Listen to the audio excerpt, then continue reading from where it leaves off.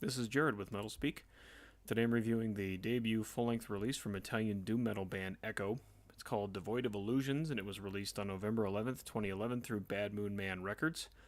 EchO hail from Brescia, Lombardy, Italy. They started out as Echoes of Perdition and released demos in 2008 and 2010 before changing the name to just plain old EchO. Their full length was recorded this time last year by Greg Chandler, who's the lead singer and guitarist of Esoteric and also makes a guest appearance on the album. That's about as much background as I have, so we'll go ahead and jump into the rating system here. For brutality, I'm going to go ahead and give this album an 8 out of 10. This is a very heavy, very crushing death doom album. You're going to hear lots of Hope Era, Swallow the Sun, and October Tide worship here, with a little bit of Paradise Lost and My Dying Bride mixed in for good measure. It plods along at some points, lumbers along, and occasionally gallops. What I really like about this album is that even in its lighter parts, musically and vocally, it's still weightier than a lot of the whiny, emasculated garbage that gets passed off as doom metal sometimes. Just a very, very, very emotionally heavy, very thick sounding, just a very crushing album. Just very, very solid on that end. So, not going to give it a full 10 out of 10 just because it has some lighter piano and some cleaner parts. So it's not the most brutal sounding or chaotic sounding or even just deathy sounding record out there, but it's definitely heavy. So very good there. As far as songwriting goes, I'm gonna give this a 10 out of 10. Now, I usually don't harp a whole lot on the songwriting on a lot of these reviews, but this is probably where we're gonna spend the most of our time. Again, very, very good songwriting, very catchy songs. It's slow as Doom should be, but not so much that I lose interest. It has some faster moments, it has some clean vocals to break things up nicely, but also still, keep that really crushing, deathly, doomy growl going on. The kind of the opening track is just an intro, and then it kind of goes into Summoning the Crimson Soul, which is pretty much everything you'd expect from a doom metal album, a doom metal song. But what I really enjoy about it is it has this really haunting piano outro at the end, which just completely sends shivers up my spine. It's a really, really solid song. Next, we have the Unforgiven March. It has a really nice build up to it, just a very steady pace. There's kind of this spoken word piece in the middle that I couldn't really help but think of Henry Rollins' spoken piece in Tool's Bottom, if you remember that, if you're a fan of that band. Very well-rounded song. I think it kind of runs the gamut on a variety of influences and has this very soothing piano interlude that really kind of breaks up kind of the crushing weight of the whole song. Really nice keyboard layering. You've got the piano, but then you've got the kind of the string sounding keyboards in there that really complement everything that's going on in the song very nicely. If there was a song on there that's really going to sound a lot like Swallow the Sun, this would probably be the one. The Coldest Land, this one, very solid track. It's actually the one that that kind of turned me on to them, and the one they're kind of using as a lead single, quote unquote. You really very haunting, clean vocals at the beginning, which I really like. What I really enjoy about this song is it's a great doom metal song, but it has this lead riff that just gets stuck in your head, and I really, again, haven't heard a band do that like that well since a band like Swallow the Sun that just comes up with these really sorrowful, just very catchy, memorable riffs, and the lead riff on this song is just a perfect example of that. Next, we have Internal Morphosis. The drumming on this one is just phenomenal. They really well placed blast beats that aren't overbearing. You have really good blends of of low and mid tempo rhythms. It's just a very, very heavy, just well done song. Omnivoid is next. This is actually my favorite track on the album, to be honest. It has this deceptively simple riff, kind of reminds me of the opening riff to Nothing Else Matters by Metallica, if you want my honest opinion.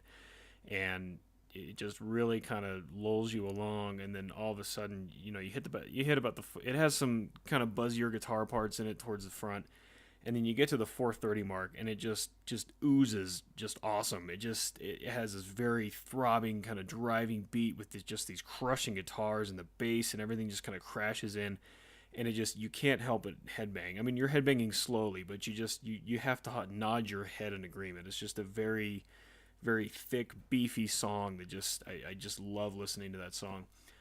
Again, very good keyboard layering in that one as well. Very atmospheric keys with kind of the string sections, the string sounding keyboards and stuff like that. So just a very, very, very good song. Definitely my favorite on the album. Then we have Disclaiming My Faults, which, this one, it's deceptively slow. It's deceptively light at the beginning. The clean vocals are really strong. Actually, it kind of reminds me, this industrial band called Vast. That's kind of a one-man band. This guy, John Crosby, that was kind of shit hot back in the early 2000s. The vocals there kind of remind me of John Crosby's voice, which was nice. Very good piano work on this one. Very catchy guitar licks. And like I said, it's very deceptively slow. And then at about the 5-minute mark, this like thrash groove thing comes in and goes for about a minute and a half, 2 minutes, and then it kind of settles down, but it doesn't go back to the slower part. It pulls the throttle back just a bit, but it still goes back to that really heavy death doom sound and then it just kind of fades out. It's just a really great song. Very, very varied sound, but nothing really feels out of place in that one, which is something I really enjoy. Once Was a Man is probably kind of the outlier on this one. It's all clean vocals, but it's a very beautiful, very powerful song. The guitar lead on it is very ghostly and soothing.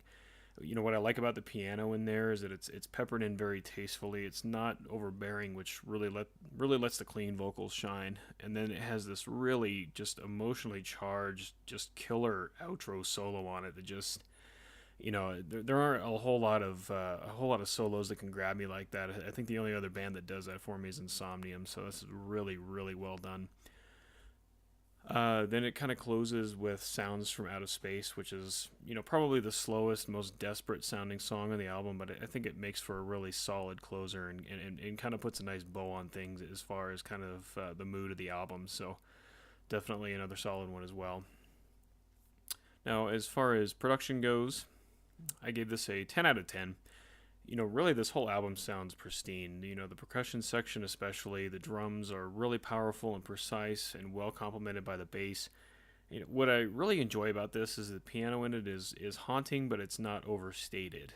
And sometimes I think when you have this kind of music, the keys can almost work as a second voice.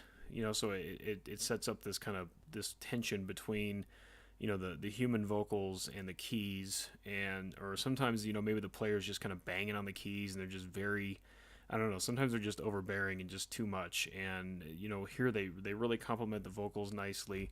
Just a very, very, it works well in the mix. The pianos aren't competing with the vocals for your attention, which I really enjoy. So everything on here just sounds amazing. Good guitar tone, good bass tone. I can't say enough good things about how this thing sounds. As far as repeat listenability goes, give this a 9 out of 10. I give this one I've given this a good front to back many, many times over the last week and a half or so, and I absolutely love it. It's lots of variety in mood, songwriting, instrumentation. You don't really get bored with it, I consider myself kind of a casual Doom fan at best.